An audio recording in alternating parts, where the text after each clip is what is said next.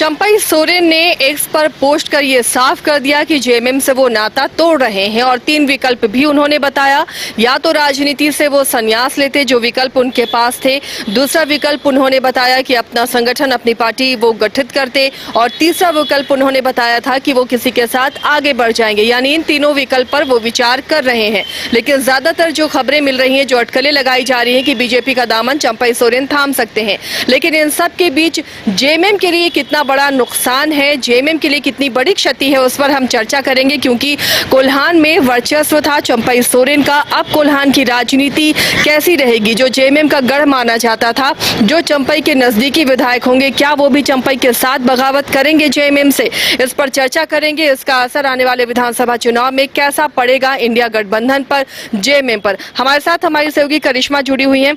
करिश्मा, अब कोल्हान की राजनीति को किस रूप में देखेंगी जब चंपई सोरेन जेएमएम से अलग हो गए और उनके जो करीबी विधायक हैं, अगर चंपई जाते हैं तो क्या वो भी उनके साथ जाएंगे? अगर ऐसा होता है तो ये जेएमएम के लिए, इंडिया गठबंधन के लिए कितना नुकसानदेह है? जी आसिया, अगर कोल्हान की बात करेंगे तो अभी फिलहाल कोल्हान में 11 झारखंड मुक्ति मोर्चा के विधायक है, एक निर्दलीय है जो सरयू राय है और 2 कांग्रेस के हैं, यानी कि एक सोनाराम सिंकू और दूसरे बन्ना गुप्ता।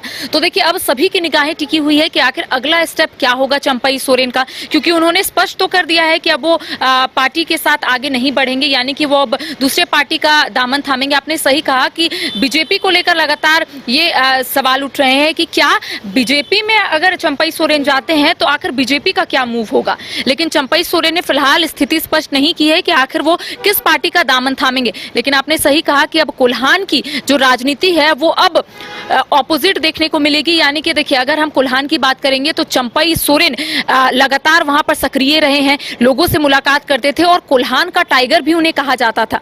देखिए, 2 दशक से वो जो झारखंड मुक्ति मोर्चा पार्टी है उनका वो दामन थाम बैठे थे और कहीं ना कहीं ये कह सकते हैं कि हर एक लोगों से ये बताना और हर एक लोगों से मिलकर ये समझाना उन्हें कि झारखंड मुक्ति मोर्चा का विजन है क्या।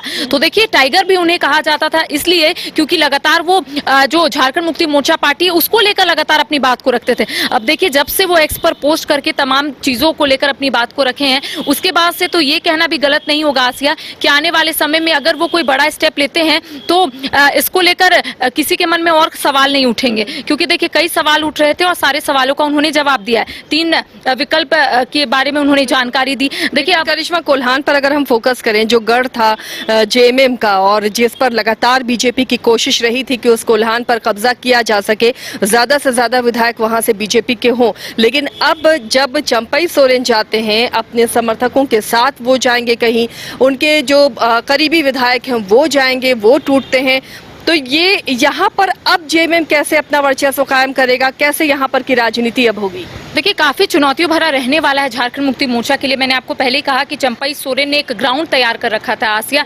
2 दशक से वो लगातार पार्टी को लेकर काम कर रहे थे, लोगों को ज्यादा से ज्यादा जोड़ने की कोशिश कर rहे थे और सिरे से वहां पर नए नेता तैयार करने, जो देखिए अब नए सिरे से वहां पर नेता को तैयार करना होगा। लेकिन अब झारखंड मुक्ति मोर्चा के लिए काफी आसान बात नहीं होगा आसिया, उनके लिए भी काफी चैलेंजिंग रहने वाला है। क्योंकि देखिए, अब सर पर विधानसभा का चुनाव है। देखिए, 3 विधायक जो है वो काफी क्लोज रहे हैं स्टार्टिंग से चंपई सोरेन के। खरसावा से जो विधायक है दशरथ गगरई, वो काफी क्लोज रहे हैं। अभी जो मंत्री बने हैं और विधायक भी है वो दीपक बिरवा, वो भी काफी क्लोज रहे हैं। तो ऐसे में कह सकते हैं कि 2-3 ऐसे विधायक है जो काफी क्लोज है चंपई सोरेन से। अब सभी के मन में यही सवाल है कि अगर चंपई सोरेन पार्टी बदलते हैं, अगर वो बीजेपी का दामन थामते या फिर अन्य पार्टी का दामन थामते हैं, तो क्या जो 2 से 3 विधायक है जो चंपई सोरेन से काफी क्लोज है, क्या उन लोगों की ओर से भी कोई स्टेप लिया जाएगा? तो देखिए, वहां पर अभी फिलहाल कह सकते हैं आसिया कि झारखंड मुक्ति मोर्चा के लिए काफी चुनौतियों भरा रहने वाला है। क्योंकि लगातार संगठन को देखना, संगठन को मजबूत करना, और ऐसे में अगर खुद ही चंपई दा अपने आप को पीछे खींच ली है, तो ऐसे में कह सकते हैं कि अब झारखंड मुक्ति मोर्चा को फिर से वहां पर 0 से शुरू करना होगा, एक नेता को खड़ा करना होगा ताकि वो चंपई दा के इक्विवेलेंट आ जाए। लेकिन फिलहाल देखिए, अभी झारखंड मुक्ति मोर्चा के पास ऐसी कोई विधायक नहीं है जो चंपई सोरेन से इक्विवेलेंट में खड़ा हो जाए। देखिए, मैंने आपको पहले कहा आसिया कि झारखंड मुक्ति मोर्चा के 11 विधायक है कोल्हान में, लेकिन अगर सबसे ज्यादा किसी का नाम आता है तो चंपई सोरेन का, क्योंकि वो काफी सक्रिय रहे हैं, काफी वो एक्टिव भी रहते हैं, पार्टी को भी लेकर लगातार वो लोगों से मिलते हैं, या फिर कह सकते हैं संगठन को कैसे मजबूत करना है भली भांति से वो जानते हैं। लेकिन अब जो कद्दावर नेता रहे हैं करिश्मा, जो सीनियर लीडर्स रहे हैं जेएमएम के, वो चाहे लोबिन हेम्ब्रम हो, चंपई सोरेन हो और जगन्नाथ दा की मृत्यु हो चुकी है, तो ऐसे में अब मुश्किल पार्टी के लिए भी है कि कोई आपके पास वो वरिष्ठ चेहरा, वो बड़ा चेहरा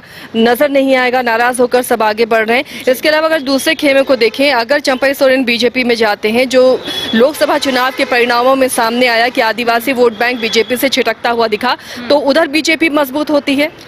जी आपने सही कहा कि जो भी वरिष्ठ नेता है, चाहे हम लोबिन हेम्ब्रम की बात कर लेंगे या फिर चंपई सोरेन की, चंपई सोरेन काफी वरिष्ठ है और आपने देखा होगा कि कई बार ऐसा होता था कि कोई बैठक होती थी तो चंपई सोरेन से भी यहाँ पर राय ली जाती थी, लेकिन अभी फिलहाल चंपई सोरेन को दरकिनार किया गया था, जो चंपई सोरेन को पसंद नहीं आया। देखिए चंपई सोरेन लगातार संगठन को लेकर काम कर रहे थे आसिया, लेकिन जो लाइन उन्होंने लिखा है कि उनके साथ ऐसा हुआ, नियुक्ति पत्र को लेकर कहीं ना कहीं उनके साथ जो व्यवहार किया गया पार्टी की ओर से, उन्हें वो पसंद नहीं आया। लेकिन देखिए अब झारखंड मुक्ति मोर्चा के लिए तो चुनौती भरा रहने वाला है, लेकिन जिस तरीके से आपने कहा आसिया कि जो वरिष्ठ नेता है वो कहीं ना कहीं अपने आप को दूर करते हुए नजर आ रहे। देखिए लोबिन हेम्ब्रम भी लोकसभा चुनाव में निर्दलीय चुनाव लड़े, उसके बाद अगर हम बात करेंगे चंपई सोरेन की, तो चंपई सोरेन भी अब कहीं ना कहीं अपने आप को पार्टी से दूर करने की कोशिश कर रहे हैं। तो देखिए भारतीय जनता पार्टी को जरूर हार का सामना करना पड़ा था, जो भी आदिवासी क्षेत्र है यानी कि ट्राइबल सीट जहां जहां है, लेकिन इस बार कह सकते हैं कि बीजेपी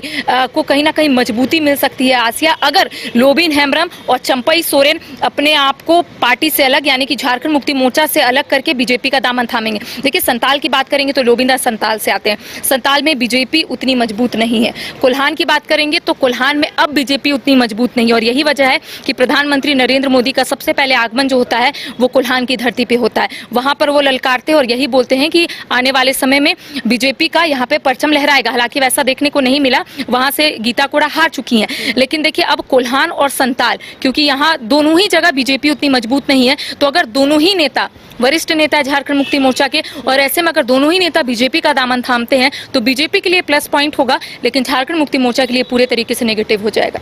चलिए तो देखिए अब आने वाले विधानसभा चुनाव में इसका व्यापक असर तो पड़ेगा। दोनों खेमों की अगर बात करें, अगर चंपई सोरेन, लोबिन हेम्ब्रम और तमाम जो नाराज विधायक हैं कोल्हान के, वो अगर बीजेपी का रुख करते हैं तो बीजेपी मजबूत होगी, और जो आदिवासी वोट बैंक की राजनीति इस वक्त हो रही है, बीजेपी या एनडीए चाहती है कि उसके खेमे में आदिवासी वोट बैंक आए, इधर जेएमएम भी आदिवासियत की राजनीति करती रही है, तो दोनों पर असर तो पड़ेगा, कहीं घाटा कहीं फायदा जरूर नजर आएगा। आगे क्या कुछ होता रहेगा इस पर आपको अपडेट देते रहेंगे, आप देखते रहिए न्यूज़ 22 को। पेड़ा नगरी घोड़मारा का 70 वर्षों का विश्वास सुखाड़ी मंडल पेड़ा भंडार एवं सुखाड़ी मंडल गार्डन एवं रूबी रेस्टोरेंट बम श्रद्धालुओं के लिए सेवा में सदा तत्पर है। गाय के शुद्ध दूध से निर्मित शुद्ध पेड़ा, शुद्धता की गारंटी।